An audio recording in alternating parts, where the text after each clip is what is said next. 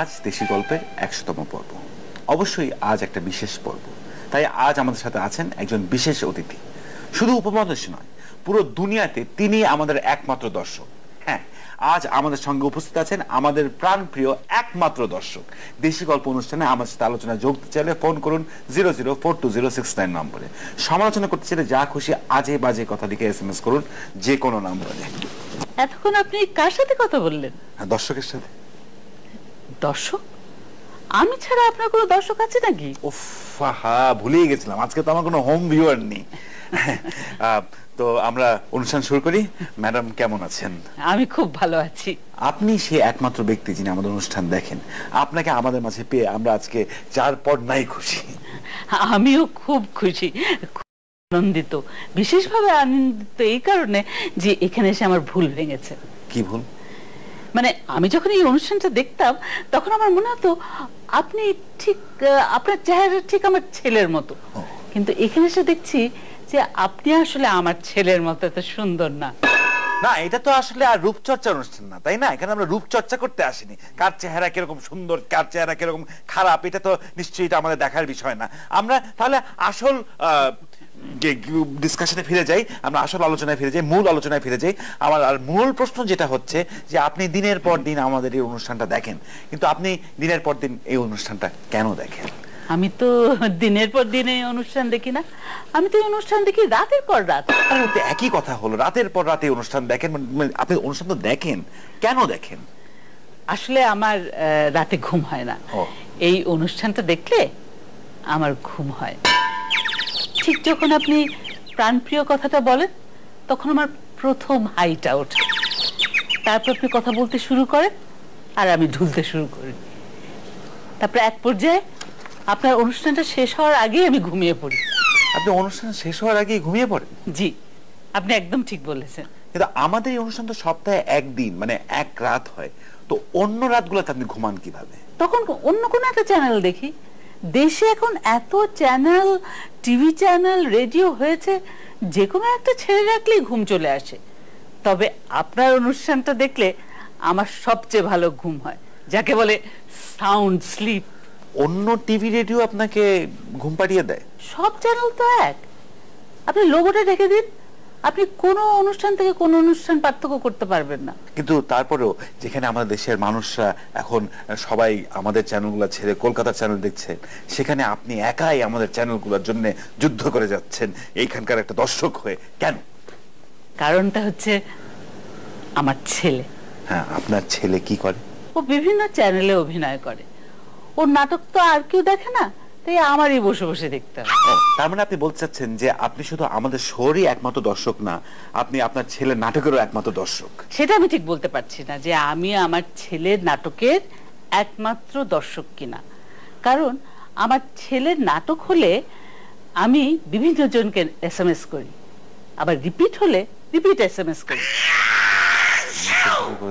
তার মানে আমরা ধরে নিতে পারি যে হয়তো আপনি যে এতগুলো SMS করেন, তার মধ্যে কেউ না কেউ হয়তো ভুল করে আপনার ছেলের নাটক দেখে ফেলে।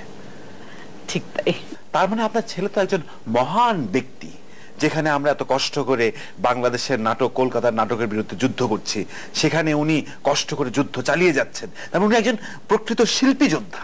এত কিছু বলতে পারবো না, তবে ওর নানা রকম বন্ধু বান্ধব, আত্মীয় স্বজন আছে যারা নাটক বানায়, তাদেরকে সে ইমেল, ব্ল্যাকমেল করে নাটকে চান্স পায়। ব্ল্যাকমেল করে চান্স পায়, এটা কিভাবে হতে পারে আমি বুঝতে পারলাম না। ইমেল করে কিভাবে চান্স পায়? লোভ দেখায়, লোভ।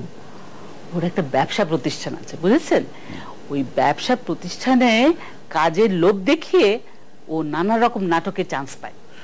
ও আচ্ছা আচ্ছা আচ্ছা, বুঝলাম। তা এখন তো ঈদের সময়, এখন নিশ্চয়ই উনি খুবই ব্যস্ত আছেন। আর বলবেন না, আমার ছেলের ভাগ্যটাই খারাপ। ও এবার মোটে, মানে এই ঈদে মোটে 14টা নাটক করছে। 14 নাটক? আর আপনি বলছেন মাত্র? মাত্র বলবো না, আপনি একবার ভেবে দেখুন কতগুলো চ্যানেল আছে আমাদের এই দেশে।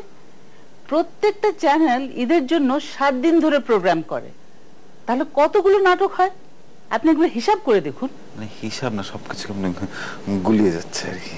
আপনি চাইলে আমার ছেলেকে ফেসবুকে একটা ফ্রেন্ড রিকোয়েস্ট পাঠাতে পারেন। আপনি কেন বলছেন? আপনার ছেলেকে কি সাধারণত কেউ ফ্রেন্ড রিকোয়েস্ট পাঠায় না? না, পাঠায়, মানে আমি বলি ফ্রেন্ড রিকোয়েস্ট পাঠাতে, ও রাস্তাঘাটে মানুষকে দেখা হলে বলে আমাকে ফ্রেন্ড রিকোয়েস্ট পাঠাও। তারপরে ওর অনেকগুলো ফ্রেন্ড হয়ে যায়, তখন ও শুটিং এ গিয়ে বলতে পারে যে আমার এত এত ফ্রেন্ড আছে ফেসবুকে। মানে হয়রান করে ফেলছে আমাকে, আমি আর কোনো কিছুতেই মানে একদম মানে শুটিং এর উপর কনসেন্ট্রেটই করতে পারছি না। মানে সব রকমের খারাপ অভিনয় করার যত রকমের এক্সকিউজ সে ওইভাবে বার করে। না ঠিক আছে, বুঝলাম, কিন্তু আমার কথা হচ্ছে আমি কখনো পলিটিশিয়ান বা অভিনেতাদেরকে ফ্রেন্ড রিকোয়েস্ট পাঠাই না, আমি তাদেরকে এনিমি রিকোয়েস্ট পাঠাতে পারি বরঞ্চ। এসব আপনি কি বলছেন? আপনি জানেন আমার ছেলে কত ভালো অভিনয় করে আর কত ভালো স্ট্যাটাস দেয় ফেসবুকে। সেদিন লিখেছে আজ শুটিং শেষ করলাম, এই দেখে 2000 লাইক পড়েছে, জানেন আপনি? পূর্বেই তো মানুষ মনে করেছে উনি বলছেন যে আজ জীবনের মতন শুটিং শেষ করলাম, মানে অভিনয় ছেড়ে দিলাম। আচ্ছা, আমার ছেলে তো আপনার অনুষ্ঠানে একবার গেস্ট হয়ে এসেছিল, আবার আনুন না। ঠিক আছে, এখনই আনুন। আরে কি মুশকিল, কিভাবে আনবো? আমরা তো অনুষ্ঠানের মাঝখানে গেস্ট আনা যায় না। কেন যাবে না? আর এখানে গেস্ট চেয়ার মাত্র দুইটা, ওনাকে আনলে বসাবো কোথায়? একটাতে আপনি বসেছেন, একটাতে আমি। ঠিক আছে, তাহলে ক্যামেরা ওর অফিসে পাঠিয়ে দিন, ওখান থেকে ইন্টারভিউ করে আনুন। প্রাণপ্রিয় দর্শক, আমি বিরতি যেতে চাই, কিন্তু সেটা পারছি না। আমার এখন বাংলাদেশে একজন কুখ্যাত অভিনেতাকে ইন্টারভিউ করতে যেতে হবে তার অফিসে। আমি ইন্টারভিউ করতে যাই, আর যদি বেঁচে থাকি তাহলে আবার দেখা হবে বিরতির পরে। এই বিশেষ পর্বে আমাদের সাথে আছেন একজন বিশেষ অতিথি। শুধু উপমহাদেশ নয়, পুরো দুনিয়াতে তিনি আমাদের একমাত্র দর্শক। হ্যাঁ, আজ আমাদের সঙ্গে উপস্থিত আছেন আমাদের প্রাণপ্রিয় একমাত্র দর্শক। ঋষিকল্প অনুষ্ঠানে আমাদের সাথে আলোচনায় যোগ চাইলে ফোন করুন 004206 নম্বরে। সমালোচনা করতে চাইলে যা খুশি আজে বাজে কথা লিখে SMS করুন যে কোনো নম্বরে। আপনার ছেলের ইন্টারভিউ আমরা নিয়ে এসেছি। খুব ভালো করেছেন, এখন আপনি অনেক উপরে উঠতে পারবেন। উপরে মানে ছাদে? ছাদে উঠবো না, বজ্রপাত হবে। আমরা এখন আপনার ছেলের ইন্টারভিউটাকে দেখি। নতুন উপস্থাপকদেরকে আমি সবসময় সুযোগ দিতে পছন্দ করি, এবং তাই শত ব্যস্ততার মাঝেও দেশি গল্প যদি কখন আমাকে ডাকে, আমি নিশ্চয়ই অতিথি হিসেবে যাব সেখানে। কেমন হলো? হ্যাঁ ভাই, সবকিছুই ঠিক আছে, একটু অডিওটাতে একটু ঝামেলা হবে আর কি, আর ক্যাসেটটা ভরতে মনে ছিল না, সরি। ফাজলামো নাকি? হ্যাঁ, আরে কি মুশকিল? আপনারা জানেন না, আপনারা জানেন আমার চাচাকে? ওনাকে একটা ফোন দিলে আপনাদের সব দেশি গল্প ফেসি গল্প সব প্রোগ্রাম বন্ধ হয়ে যাবে। আমি গ্যারান্টি দিয়ে বলছি, আমি যে ফোন দিচ্ছি, আমি না ফোন দেওয়ার দরকার নাই, ক্যাসেট ভরে নিচ্ছি আমি। এই যে মোবাইলে শুট করব, মোবাইলে ভাই, একদম টেনশন নেওয়ার কোনো কিছু নেই। হ্যাঁ জি, আমরা মোবাইলে শুট করব। এবার ঠিক থাকে জানো? হ্যাঁ জি, অবশ্যই। অনেক যাবে তো? হ্যাঁ অবশ্যই অনিয়ার যাবে। হ্যাঁ, থ্যাংক ইউ। আপনার ছেলের ইন্টারভিউটা আমরা স্পেশাল ভাবে অনেক দেব। যখন সবাই টিভি অফ করে রাখবে তখন আমরা ইন্টারভিউটা ডেফিনেটলি চালাবো। এখন আমরা আরেকজনের একটা ইন্টারভিউ দেখব। আমাদের একজন বিশেষ শিল্পী, নাট্যশিল্পী আমাদের দেশের, আমাদের জন্য একটা বিশেষ বাণী দিয়েছেন, সেটা আমরা এখন দেখব।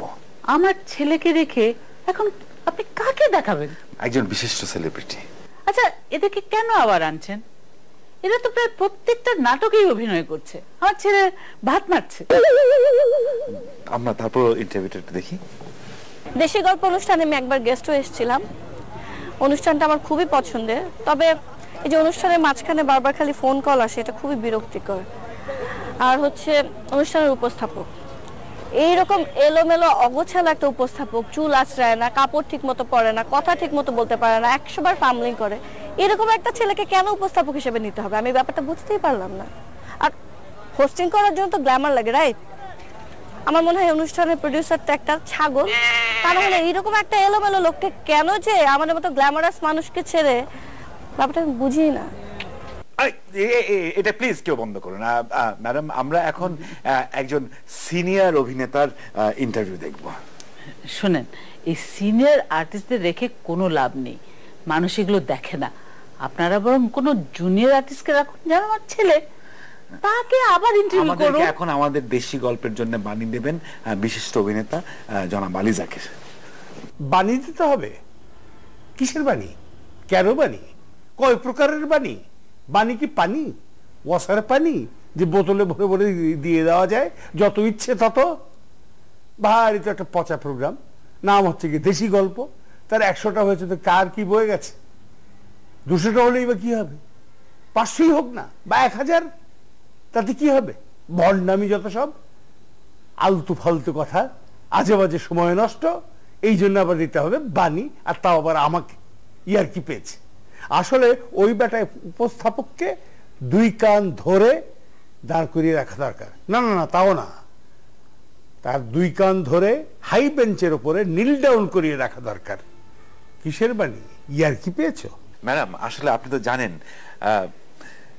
রিসার্চ যতক্ষণ মন মতো না হয় ততক্ষণ রিসার্চ শেষ করা যায় না। এখন আমরা আরেকজনের কাছে যাচ্ছি। উনি কি করবেন? উনি আমাদের খবর করে দেবেন, মানে আসলে উনি খবর পড়বেন, আমাদের দেশি গল্পের 100তম পর্ব নিয়ে উনি খবর পড়বেন। এই নিউজে পরে দিলে হয় না? কি বলতে হবে? সবকিছু লেখা আছে তো। আচ্ছা টেক নেন। আচ্ছা দর্শক, আজ আবার দেশি গল্পের 100তম পর্ব। দূর, সারাদিন নিউজপত্র পড়ার পর কি আর এসবের করতে ইচ্ছা করে? আজকে আবার আমার একটা ফ্রেন্ডের জন্মদিন, তার গিফটও কিনতে পারিনি, আর এইসব কি সব যে করতে দিছেন। আচ্ছা দেখি, দাঁড়ান। আচ্ছা দর্শক, আজ দেশি গল্পের 100তম পর্ব। ধর আপনারা আপনাদের মতো করে নেন তো, পারবো না আমি সব, যত সব ঝামেলা। আরে কি মুশকিল, বন্ধ করেন। কি ম্যাডাম, কিরকম লাগে বলুন? এত কথা না বলে দেশি গল্প নিয়ে 2-1টা ভালো কথা বললেই তো হয়ে যায়। কেউ কথা রাখলো না, আপনাকে নিয়ে কেউ কিছু বললো না। আচ্ছা যাই হোক, এই লাস্ট, যা থাকুক কপালে, আমরা একটা সাধারণ একজন দর্শকের ইন্টারভিউ নিচ্ছি। এক্সকিউজ মি ম্যাডাম, দেশি গল্প দেখেন? দেশি? হোয়াট? দেশি? এটা কি প্রোগ্রাম? আমি তো জীবনে এই প্রোগ্রামের নাম শুনি না। এরকম প্রোগ্রাম কি কেউ জীবনে দেখে? বলি বাংলাদেশের প্রোগ্রাম এত হয়, আই ডোন্ট লাইক ইট। আরো কিছু বলবো? এইগুলো কি, যথেষ্ট রেসপন্স আছে, আর লাগবে না প্লিজ, এখন সবকিছু বন্ধ করুন। আমি এখন বিরতি দিচ্ছি। আপনার যে আমার ছেলে হলে দেখতেন কেমন উপস্থাপনা করত। সেটা দেখবো আমরা। এখন আমরা দেখবো আমাদের বিরতি কেমন লাগে। দর্শক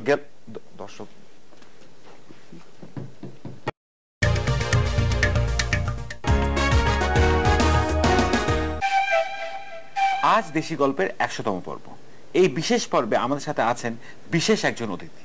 শুধু উপমহাদেশ নয়, পুরো দুনিয়াতে তিনি আমাদের একমাত্র দর্শক। হ্যাঁ, আজ আমাদের সাথে উপস্থিত আছেন আমাদের প্রাণপ্রিয় একমাত্র দর্শক। দেশি গল্প অনুষ্ঠানে আমাদের সাথে আলোচনায় যোগ দিতে চাইলে ফোন করুন 0042069 নম্বরে। সমালোচনা করতে চাইলে যা খুশি আজে বাজে কথা লিখে SMS করুন যে কোনো নম্বরে।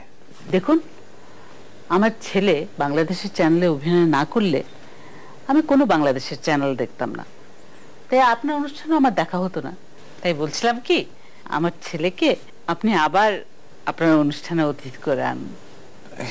আপনি তো আসল দর্শক না, আপনি তো আমাদের অনুষ্ঠান দেখেন ঘুমানোর জন্য। তবুও তো আপনার অনুষ্ঠান কেউ দেখছে। আচ্ছা, আপনার টেলিফোন নাম্বারটা আমাকে দিন তো, আমি মাঝে মাঝে মিস কল দেবো। কেন, মানে আসল কল দিতে কি অসুবিধা? ঠিক আছে, যেদিন আমার ছেলেকে আপনি অতিথি করে আনবেন সেদিন আমি না হয় একটা কল দেব। খুব ভালো, খুব ভালো। এবং আপনার এই কলের কথা শুনেই এখন আমাদের আসল ফোন কল চলে এসছে, এখন আর রেহাই পাওয়া যাবে না। হ্যাঁ দর্শক, আপনার নাম বলে প্রশ্ন করুন। ভাই, আমি প্রতিদিন 2 কেজি গরুর মাংস খাই, তারপরেও আমি কঙ্কালের মতো হয়ে যাচ্ছি। ম্যাডাম আপনি বলুন, এইসব ফাজলামির কি মানে? সেই লোক বলে প্রত্যেকদিন 2 কেজি গরুর মাংস খায়, তারপর সে বলে কঙ্কালের মতন হয়ে যাচ্ছে। হতেই পারে, মোটা কঙ্কাল হতে পারে না। আচ্ছা হ্যালো, মোটা কঙ্কাল শুনতে পাচ্ছেন? জি, শুনতে পাচ্ছি। ভালো মতো শুনুন। অতিরিক্ত খাবার কারণে আপনি শুকিয়ে কঙ্কাল হয়ে যাচ্ছেন অথবা বাতাসে মিলিয়ে যাচ্ছেন, যা খুশি হোক, আমাকে আর ফোন দেবেন না প্লিজ, ধন্যবাদ। আচ্ছা, আজ এত ফোন আসছে কেন? সবাই বুঝেছে আজকে 100তম পর্ব, বিশেষ পর্বের জন্য বিশেষ জ্বালাতন। আপনার আর জ্বালাতন সহ্য করতে হবে না, এবার ফোন আসলে আমি উত্তর দেবো। এই যে আপনার এই কথা শুনে আবার ফোন চলে এসেছে। হ্যাঁ দর্শক, আপনার নাম বলে প্রশ্ন করুন, আমাদের অতিথি আপনার ফোন ধরবেন। ম্যাডাম, আমার ঘুম খুব পাতলা।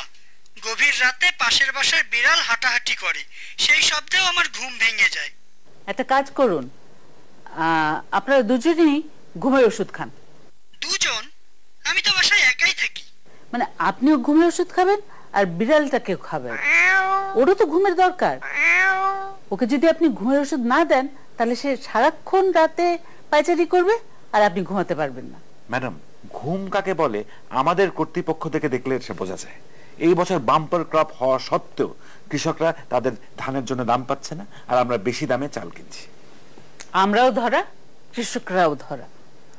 মানে উইন উইন সিচুয়েশনের জায়গায় লুজ লুজ সিচুয়েশন। আসলে ম্যাডাম আমি চাচ্ছি দ্রব্যমূল্য নিয়ে একটা ভাষণ দিতে। আচ্ছা, আপনি কোনো সময় কটন বাড কিংবা কলমের খাপ দিয়ে কান চুলকিয়েছেন? হ্যাঁ। কেমন লাগে? খুব ভালো লাগে। আচ্ছা শুনুন, কান গলা নাক এক্সপার্ট ডক্টর সজল আশফাক উনি বলে দিয়েছেন যে এই ধরনের কটন বাড কিংবা এই যে কলমের খাপ দিয়ে কান চুলকালে এক ধরনের ইনফেকশন হয়। কি ধরনের ইনফেকশন? এক ধরনের ফাঙ্গাল ইনফেকশন হয়, যে কারণে বারবার চুলকাতে আপনাকে উদ্রেক করে। তো আপনি মহান ডাক্তারের ভাষণ আমাকে শোনাচ্ছেন কেন? এই জন্য শোনাচ্ছি যে আপনি বাঘের লেজ দিয়ে কান চুলকাচ্ছেন। হ্যাঁ, বাঘের লেজ দিয়ে? আমি বাঘের লেজ দিয়ে কান কখন চুলকালাম? দেখুন, আপনি 99 পর্ব ধরে যখন খুশি যা তা বলেছেন, মানে আপনি বাঘের লেজ দিয়ে কান খুঁচিয়েছেন। আপনার খবর আছে। আমাকে ভয় দেখানোর জন্য ধন্যবাদ। আমি এখন দর্শকের কাছে বিদায় নিই। আমাদের আবার কখন দেখা হচ্ছে? কখন দেখা হবে সেটা জানি না, তবে শীঘ্রই দেখা হবে বলে আমার ধারণা। দর্শক, দেশি গল্প প্রথম পর্ব হোক, 100তম পর্ব হোক, আপনাদের অনুষ্ঠান।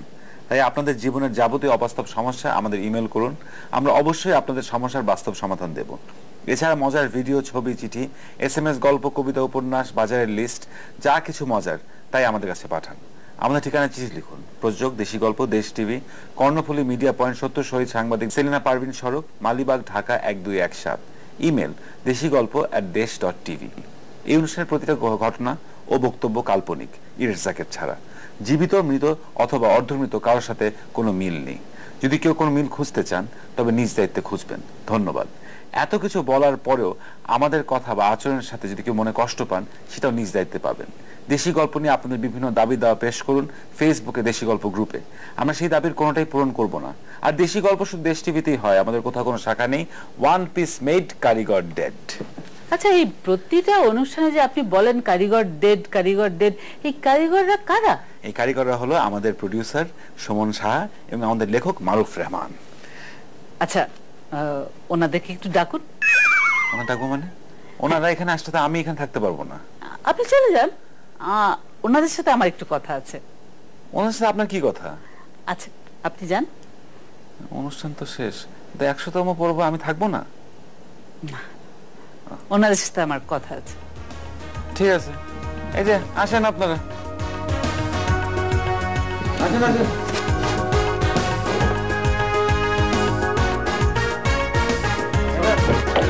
ইনি মারুফ রহমান, ইনি সুমন সাহা। আসসালামু আলাইকুম ম্যাডাম। জি আচ্ছা, উনি চলে গেছেন তো না? জি জি জি ম্যাডাম, চলে গেছেন। আচ্ছা, আপনাদের কাছে আমার একটা আবেদন ছিল, আপনারা আমার ছেলেকে নিয়ে একটা অনুষ্ঠান করুন। হ্যাঁ, অবশ্যই অবশ্যই। জি ম্যাডাম, আপনার ছেলে তো ব্যবসায়ী, আমাদের দিকটা একটু যদি দেখে তাহলে আমরাও দেখব। না, সেটা অবশ্যই দেখবে। হ্যাঁ, আপনাদের অনেক সুযোগ আসবে, মানে অবশ্যই সেটা দেখা হবে।